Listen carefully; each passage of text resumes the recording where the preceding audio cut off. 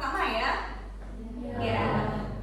Oke, kalau baru pertemuan pertama kita tidak langsung ke materi, ya, melainkan Ibu akan memberikan kalian beberapa poin ya terkait dengan apa aja peraturan dan materi apa aja yang akan kita bahas pada semester ini. Oke, adapun poin-poin tersebut salah satunya itu ada kontrak perkuliahan ya. Di mana kontrak perkuliahan itu apa? Siapa yang berani? Ada yang mau nggak? Oke, silahkan sebutkan nama dan NIM-nya. Perkenalkan, nama saya Nita, nomor sekolah waktunya NIM akhir saya 10.014.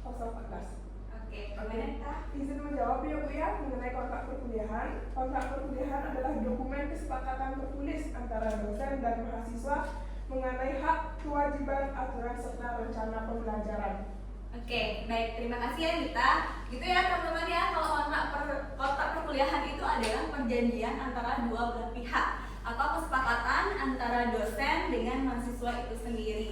Nah, apa saja kontrak perkuliahan yang Ibu akan sampaikan ke kalian? Ya, di sini salah satunya itu ada mengenai pakaian. Ya, kalau pakaian itu pada perkuliahannya Ibu khususnya kalian wajib menggunakan baju yang berkerah. Ya, pakai celana yang sopan, ya, ataupun kalian bisa menggunakan rok ya. Roknya itu nggak harus panjang banget, nggak. Yang penting masih sopan seperti itu ya. Itu adalah ketentuan dari penggunaan pakaian. Biar kita enak belajarnya, nyaman, enak juga dilihat seperti itu ya. Selanjutnya selain pakaian, Ibu juga tekankan terkait dengan waktu. Ya, kenapa waktu? Karena kita melakukan pembelajaran berdasarkan waktu. Ya, waktu kita pembelajaran itu mulainya jam berapa? Kita mulainya jam 9. Oke, karena kita mulainya jam 9, kita sepakati kalau pembelajaran itu akan kita mulai jam 9 kurang 15 ya, kalian udah ada di ruangan. Ya. Maksimal kalian 15 menit sebelum kegiatan pembelajaran itu dimulai, kalian udah ada di dalam kelas ya, udah siap mengikuti pembelajaran. Nah, tujuannya untuk apa? Pasti harus 15 menit sebelum pembelajaran dimulai kita udah harus ada di ruangan. Nah, itu kenapa? Agar lebih disiplin. Oke, agar lebih disiplin ya, disiplin waktu biar waktu kita tidak terbuang. Misalkan contohnya ya, kita jam 9 udah mulai ya, mulai kita pembelajarannya udah berlangsung, tapi temannya kalian tiba-tiba di pertengahan baru masuk. Jadinya kita menyampaikan pesan atau menyampaikan suatu ilmu, suatu materi itu mereka berarti ketinggalan udah beberapa materi ya, dan tak mungkin kita akan menjelaskan kembali seperti itu ya. Selanjutnya itu adalah waktu. Yang ketiga, paling poin highlightnya ya, Ibu highlight di sini poinnya, center poinnya itu adalah sikap, etika, perilaku. Ya, karena apa? Sebuah tindakan kita adalah mencerminkan karakter diri kita sendiri. Ya, apalagi Ibu tekankan saat perkataan itu tidak mengandung unsur sara. Ya, karena kita hidup di dunia ini adalah merupakan salah satu makhluk sosial. Ya, dimana kalau kita berbicara tentang makhluk sosial adalah kita selalu membutuhkan bantuan dari orang lain. Maka dari itu kita usahakan tidak menyakitkan satu sama lain dalam perkataan atau perbuatan atau sikap kalian kepada rekan kerja atau teman sekelas. Mungkin seperti itu ya. Mungkin itu aja yang bisa Ibu sampaikan terkait dengan kontrak perkuliahan. Kalian sepakat? Sepakat. Oke, ada tambahan lagi sekali. Untuk khusus di perkuliahannya Ibu, kalian bisa menggunakan handphone. Karena apa? Handphone adalah salah satu daftar pustaka ya yang bisa kalian gunakan pada saat pembelajaran. Ya, karena di sini zamannya udah digitalisasi, alangkah baiknya kita manfaatkan dunia digital itu. Ya, mungkin itu aja ya, aman ya untuk kontrak perkuliahan. Bisa Ibu lanjut ke RPS. Di depan ini adalah rencana pembelajaran semester. Ya, apa itu RPS? Ya, silakan. Izin menjawab, Ibu. Perkenalkan, nama saya Tina dengan NIM belakang 04. Menurut saya RPS adalah rencana pembelajaran semester atau buku panduan sebuah mata kuliah untuk satu semester penuh. Terima kasih. Oke, terima kasih ya. Udah ya teman-teman, kita ketahui bersama-sama apa itu RPS adalah rencana pembelajaran semester. Jadi selama semester ini kita akan mempelajari terkait dengan materi-materi apa aja yang akan dipelajari ke depannya terkait dengan manajemen sumber daya manusia itu sendiri. Ya, di mana di dalam RPS ini kita ada membahas terkait yang namanya deskripsi dari mata kuliah. Ya. Nah, di sini ada deskripsi terkait dengan mata kuliah itu sendiri. Nah, sekarang deskripsinya apa? MSDM. MSDM itu apa? Manajemen sumber daya manusia. Ya, kalau udah terkait dengan manajemen sumber daya manusia itu adalah mengatur atau seni bagaimana orang menggerakkan ya suatu kegiatan khususnya di sumber daya manusia. Kalau kita berbicara terkait dengan sumber daya manusia, pasti kaitannya terkait dengan penerimaan calon karyawan ya, baik itu melakukan pelatihan, seleksi, evaluasi, dan pemberhentian pun dilakukan menggunakan di manajemen SDM itu sendiri. Ya, oke, selanjutnya kita akan bahas terkait dengan capaian pembelajaran lulusan dari program studi itu sendiri. Ya, kita bisa lihat dengan seksama di depan. Di sini ada berarti 3 poin ya, CPL program studi. Yang pertama ada CPL 2, CPL 8 dan CPL 9, di mana ada bunyinya CPL 2 itu sendiri mampu menguasai konsep dan teori terkait fungsi dari manajemen itu sendiri dan fungsi bisnis untuk memecahkan suatu tantangan bisnis pada berbagai tipe organisasi. Oke, selanjutnya kita bahas CPL yang poin ke-8. Nah, itu berbicara terkait dengan mampu memimpin dan mengelola tim secara individu akan berkinerja tinggi untuk mencapai tujuan dari organisasi. Yang terakhir kita CPL 9 ya, dengan bunyinya mampu bekerja sama dengan orang lain dari berbagai budaya ya dan latar belakang dengan menunjukkan sikap terbuka dan menghargai perbedaan. Oke, itu adalah gambaran dari capaian pembelajaran lulusan program studi. Baik, kita lanjut. Ada pun juga CPL pembelajaran mata kuliah. Ya, di sini yang biasa kita sebutkan adalah CPMK. Ya, di mana ada beberapa poinnya juga. Ada CPMK 1, 2, dan 3 serta 4. Ya, di mana CPMK 1 itu mampu memahami dan menguraikan konsep dari MSDM itu sendiri. Oke, kalau CPMK 2-nya itu adalah mampu mendeskripsikan dan menganalisis terkait dengan perencanaan sumber daya manusia. CPMK 3 mampu menjelaskan pengembangan sumber daya manusia serta menganalisis keterkaitan dengan proses dalam siklus manajemen sumber daya manusia.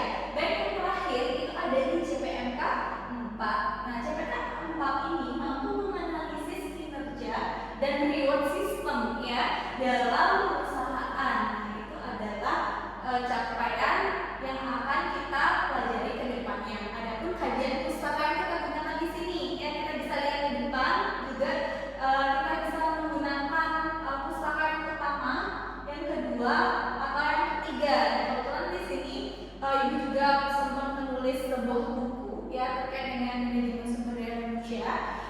Ini kalian bisa akses juga melalui online ya, atau juga kalian bisa menggunakan sumber dari perpustakaan ya, kalian bisa main ke sana, ambil buku di sana juga boleh. Dan tidak menutup kemungkinan kalian juga bisa menggunakan jurnal-jurnal penunjang di dalam pembelajaran ini. Selanjutnya ada jenis penilaian ya. Jenis penilaian ini kita dapat bagi menjadi beberapa ya. Poinnya dari depan. Yang pertama ada partisipatif. Nah, di sini yang dinilai adalah keaktifan dari mahasiswa itu sendiri ya, di mana kita dapat akumulasi bobot poinnya sebesar 50% ya. Selanjutnya ada tugas. Nah, dari tugas ini juga kita dapat persentasekan itu total bobotnya adalah sejumlah 20% ya. Selanjutnya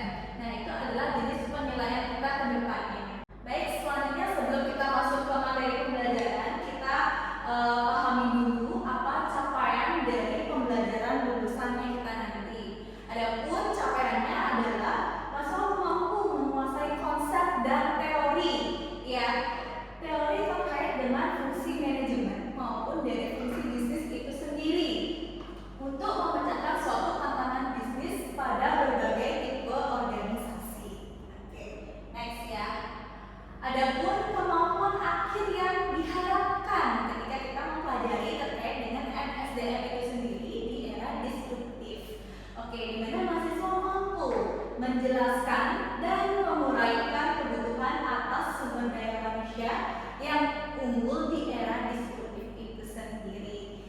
Oke ya, paham ya terkait dengan apa luaran yang akan kita tuju dan juga kemampuan akhir yang nanti itu diharapkan seperti itu. Paham ya? Kita bisa lihat ke depan dengan sesama ya. Di sini kita mempelajari terkait dengan manajemen sumber daya manusia. Tadi Ibu sudah menjelaskan sedikit, mendeskripsikan apa itu manajemen sumber daya manusia. Kalau kita berbicara manajemen sumber daya manusia, ada yang tahu nggak manajemen itu apa? Betul? Oke, silakan.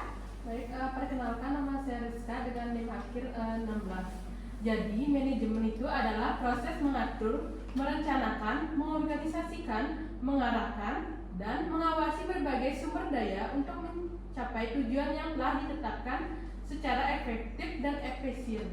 Oke, baik, terima kasih ya Rizka. Itu adalah pengertian dari manajemen itu sendiri. Bagaimana cara yang kita mengatur, mengorganisasikan ya. Mungkin itu udah paham ya terkait dengan manajemen. Selanjutnya sumber daya manusia. Apa itu sumber daya manusia itu sendiri? Ada yang berani angkat tangan? Jadi, Silakan. perkenalkan nama saya Putus Andika dengan NIM 801. Ya. Sumber daya manusia itu sumber daya yang harus berorganisasi. Karena adanya sumber orang-orang yang bekerja dalam organisasi dan harus dikelola dengan baik. Oke, baik, terima kasih ya Santika. Mungkin itu ya pengertian dari sumber daya manusia sendiri. Ya, jadi kita bisa lihat bareng-bareng ya. Manajemen sumber daya manusia itu adalah suatu seni ya dalam menyeleksi, mengembangkan, pemeliharaan dan penggunaan SDM untuk mencapai baik tujuan-tujuan individu maupun suatu organisasi. Ya, itu adalah pengertian dari manajemen sumber daya manusia. Jadi pengertian ini tidak terpaku dengan ini aja ya, tapi kalian juga punya pandangan tersendiri terkait dengan manajemen. Intinya kalau udah manajemen itu adalah ilmu yang kita miliki untuk menggerakkan seninya kita di mana gitu. Itu adalah suatu manajemen. Kalau sumber daya manusia, pikirannya oh sumber daya manusia, oh tenaga kerja gitu ya. Jadi ke sana pola pikirannya. Jadi sumber daya manusia itu adalah tenaga kerja yang kita gunakan dalam mengoperasikan suatu usaha ya, atau badan organisasi juga bisa. Next ada tujuan dari manajemen sumber daya manusia. Ya tadi udah ada pengertian, tentunya pasti ada tujuan dari manajemen sumber daya manusia itu sendiri. Ya, tujuan dari manajemen sumber daya manusia itu sendiri tentunya adalah mengoptimalkan potensi dan kontribusi karyawan dalam mencapai tujuan dari suatu organisasi itu sendiri ya, baik itu secara efektif maupun secara efisien ya. Ini kalau tujuannya MSDM itu apa sih? Dia mengoptimalkan, karena tanpa adanya MSDM, tanpa adanya sumber daya manusia, kita tidak bisa menggerakkan suatu organisasi atau badan usaha seperti itu ya. Nah, oke. Selanjutnya di sini Ibu berikan fungsi-fungsi dari manajemen sumber daya manusia itu sendiri. Ya, di mana fungsi dari manajemen sumber daya manusia itu sendiri ada beberapa poin ya. Salah satunya mari kita bahas satu-satu. Yang pertama ada perencanaan. Ya, yang biasa kita sebut dengan planning. Nah, perencanaan itu apa? Di sini kalau sumber daya manusia, berkaitan dengan sumber daya manusia pasti tentunya kita menentukan jumlah dari karyawan yang kita butuhkan ya, dan jenisnya juga kita harus petakan. Kita membutuhkan jumlahnya berapa, jenisnya berapa seperti itu ya. Selanjutnya ada perekrutan. Tidak sampai kita hanya menentukan jumlah dan jenisnya saja, kita harus melakukan perekrutan untuk mendapatkan sumber daya manusia itu sendiri. Bagaimana cara kita mencarinya itu ya, seperti itu. Selanjutnya ada seleksi. Nah, kalau di tahap seleksi ini, apa itu seleksi? Kalau kita tanya apa itu seleksi, adalah menentukan kualitas dari sumber daya manusia yang kita saring ya. Seleksi dulu sesuai nggak kriterianya dengan apa yang kita butuhkan, seperti itu. Itu tugas dari sumber daya manusia ya. Selanjutnya ada orientasi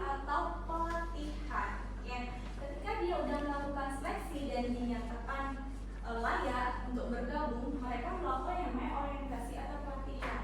Misalnya kalian masuk perguruan tinggi ostrek, ya orientasi kampus seperti itu. Kalau ini di organisasi atau di perusahaan juga memiliki orientasi pelatihan.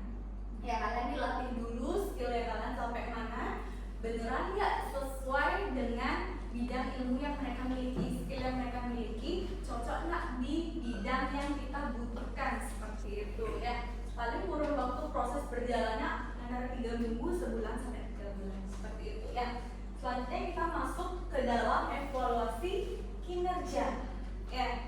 Udah kita orientasi, tentunya ada evaluasi ya. Dimana evaluasi itu adalah penentuan pemilihan karyawan ya. Jadi layak atau tidaknya dia diteruskan, seperti itu.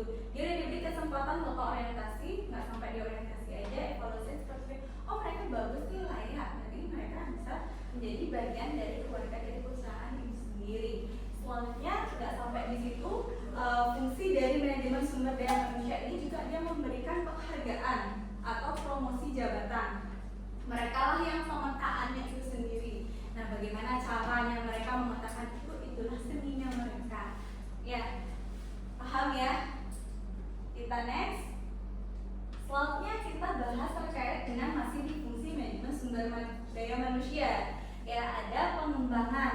Nah, tadi udah promosi, pengembangan juga salah satu komponennya mereka. Pengembangan itu apa? Peningkatan keterampilan teknis dan teoritis. Ya, biasanya ini dipetakan oleh manajemen sumber daya manusia. Setiap karyawan itu diberikan pengembangan teori. Nah, kontrol ini juga merupakan suatu fungsi dari manajemen sumber daya manusia itu sendiri. Kontrol itu sendiri mencakup terkait dengan pengawasan terhadap pegawai ya, meliputi suatu kehadiran atau kedisiplinan ya. Dapat kita pemetakan seperti tadi ya, kontrol terkait kedisiplinan itu kehadiran waktu ya, waktu kita kesepakatan terkait dengan jam berapa kita mulai, apa yang harus kita boleh, harus tidak boleh, itu termasuk dari suatu kontrol. Nah, dari kontrol ini merupakan suatu penilaian dari apa yang kita udah janjikan dan realisasinya nanti itu ibu harus kontrol juga. Sesuai nggak dia sama janjinya di awal, datangnya tepat waktu, itu adalah salah satu poin kehadiran ya atau kedisiplinan itu sendiri. Selanjutnya ada pemberhentian. Ya, pemberhentian di sini merupakan jantung dari manajemen sumber daya manusia itu sendiri, karena pemberhentian, pemulaian, kontrak kerja itu dilakukan oleh sumber daya manusia itu sendiri. Ya, jadi kita PR banget kalau udah bergerak di dalam manajemen sumber daya manusia, karena jelek tidaknya berkualitas atau tidaknya tenaga kerja yang kita miliki itu adalah tanggung jawab dari kita. Ya, bagus sumber daya yang kita dapatkan itu naik nilai plus untuk kita sendiri. Jelek itu merupakan evaluasi untuk manajemen kita. Bagaimana cara improvisasinya? Nah, bagaimana cara improvisasinya itu? Nah, ini adalah kita membahas terkait dengan pengembangan, strategi pengembangan sumber daya manusia pada perusahaan. Nah, ini beberapa poin yang dapat Ibu sampaikan di depan. Ada 3 poin, di mana kalau kita memiliki suatu perusahaan kita kita bekerja di suatu perusahaan, di mana kita dipercaya sebagai manajemen sumber daya manusianya. Nah, di situ kita harus aware akan lingkungan yang ada. Kita memiliki banyak karyawan. Dari banyak karyawan itu kita harus memberikan peluang untuk mereka memberikan statement terkait masukan-masukan yang dapat meningkatkan kinerjanya mereka, meningkatkan atau mencapai suatu visi dari perusahaan itu sendiri. Kita tampung pendapatnya dia, jangan sampai kita celah langsung.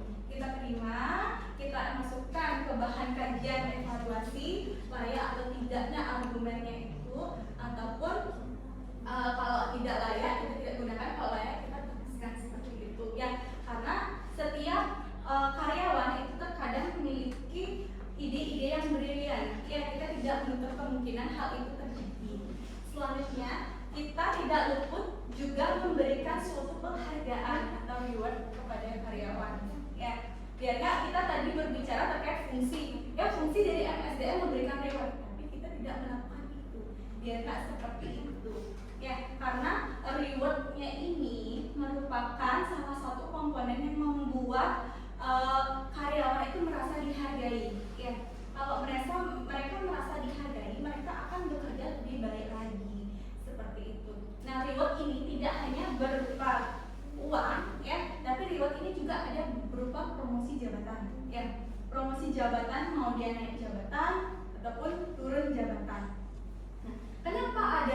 turun jabatan masuk ke reward karena itulah hasil kerjanya mereka, seperti itu ya. Jadi kita di manajemen itu nggak hanya selalu melakukan kesalahan cut off, tidak, pasti dia memberikan suatu kesempatan ya bagi karyawannya untuk improvisasi diri, seperti itu. Selanjutnya yang terakhir, kita pasti akan mengadakan suatu pelatihan ya, pelatihan kepada karyawan yang sesuai dengan kriteria atau bidangnya. Boleh, itu kita lakukan wajib setiap tahunnya. Tapi kita juga melakukan, memberikan pelatihan kepada bidang atau karyawan yang berbeda, tidak sesuai dengan bidangnya, tapi dia mendapatkan pelatihan yang lainnya. Kayak misalnya dia bidangnya marketing, tapi dia dapat pelatihan terkait dengan operasional, seperti itu. Itu mereka bisa lakukan seperti itu. Siapa tahu nanti ketika adanya mutasi, jadi mereka tidak blank gitu ya. Karena kalau kita memiliki suatu, memegang suatu yang namanya perusahaan, minimal karyawannya kita mengetahui seluruh dari job desk yang ada di dalam suatu perusahaan. Ya, jadinya kita tidak ketar-ketir ketika si A hilang, oh ada backup nih si B gitu. Dan kita kecolongan seperti itu. Karena zaman sekarang kan kita biasa orang-orang tiba-tiba kabur, dia nggak peduli terkait dengan punishment yang ada. Ya, baik. Selanjutnya yang terakhir ada simpulan. Oke, simpulan. Sebelum itu nyaman bacakan simpulan dari apa yang Ibu sampaikan tadi. Ini mau yang dari teman-teman ada yang mau angkat tangan memberikan statementnya terkait dengan simpulannya apa? Oke, silahkan. Jadi Namanya dulu siapa? Kenalkan, nama saya Daniel.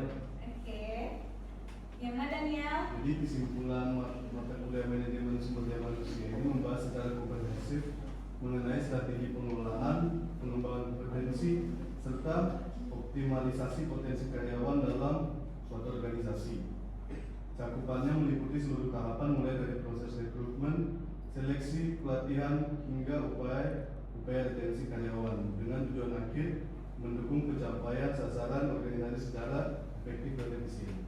Oke, baik. Terima kasih ya Daniel. Mungkin itu juga salah satu statement dari Daniel terkait dengan apa yang sudah kita bahas tadi, ya. Dan juga di sini juga Ibu dapat simpulkan strategi pengembangan SDM sangat perlu dilakukan di era teknologi saat ini karena pesaingnya kita sangat ketat dan banyak. Ya, mungkin itu saja yang dapat Ibu sampaikan dalam pertemuan kali ini. Untuk absennya biasa kita pakai si akad ya, nanti Ibu kirimkan barcode ke kortinya, nanti absennya lewat sana. Oke? Sebelum Ibu tutup, Ibu kasih kesempatan untuk kalian mungkin ada yang kurang jelas atau mau melakukan pertanyaan atau pernyataan dari apa yang sudah Ibu sampaikan di depan ini. Ada yang mau? Silakan angkat tangannya. Oke, baik, terima kasih. Silakan. Ibu, perkenalkan, nama saya Alessia Tiani, bisa dipanggil Titi. Nah, di sini saya ingin bertanya, Bu. Nah, apa yang dimaksud dengan manajemen sumber daya manusia di era distributif? Terima kasih. Baik, terima kasih atas pertanyaannya ya, Titi ya. Mungkin ada pertanyaan lagi sebelum Ibu jawab pertanyaan ya. Silakan. Perkenalkan, nama saya Sekalian Tari dengan di belakang 05. Saya mau bertanya, Bu, kenapa manajemen sumber daya manusia dianggap penting dalam suatu perusahaan? Oke, baik. Terima kasih ya Titi pertanyaannya. Dan Titi, pertanyaan teman-temannya sangat bagus ya. Di sini Ibu bahas satu persatu ya dari pertanyaan Titi ya. Kenapa apa tadi Dek? Kenapa manajemen sumber daya manusia? Apa yang dimaksud dengan manajemen sumber daya manusia di era distributif? Apa yang dimaksud dengan manajemen sumber daya manusia di era disruptif? Ya, kalau kita berbicara terkait dengan manajemen sumber daya manusia, tadi kita sudah bahas terkait dengan manajemen sumber daya manusia itu adalah suatu ilmu atau seni di dalam penggerakan sumber daya manusia. Karena kita berbicara di era disruptif, itu di era itu adalah yang namanya era teknologi dan digitalisasi.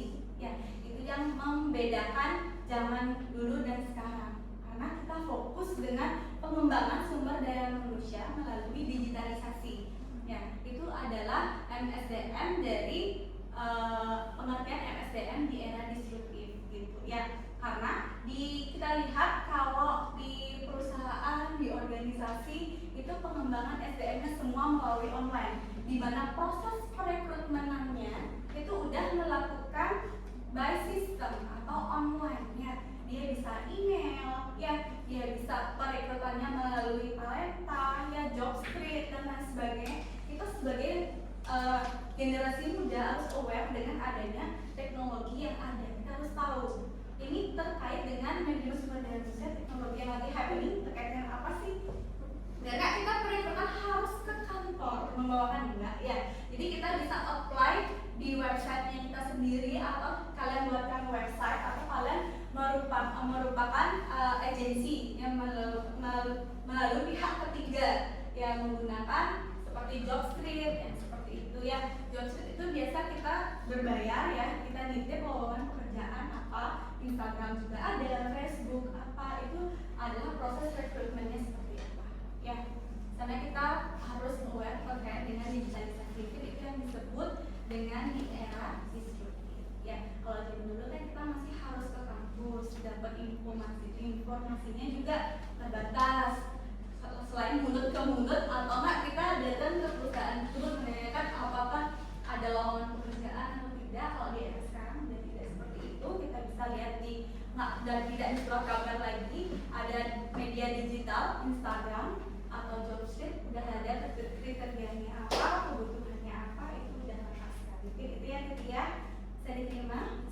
Oke, selanjutnya pertanyaan dari Eci ya. Pertanyaan bisa diulang lagi sekali ya, Ci? Kenapa manajemen sumber daya manusia dianggap penting dalam sebuah perusahaan? Oke, kenapa manajemen sumber daya manusia dianggap penting di dalam suatu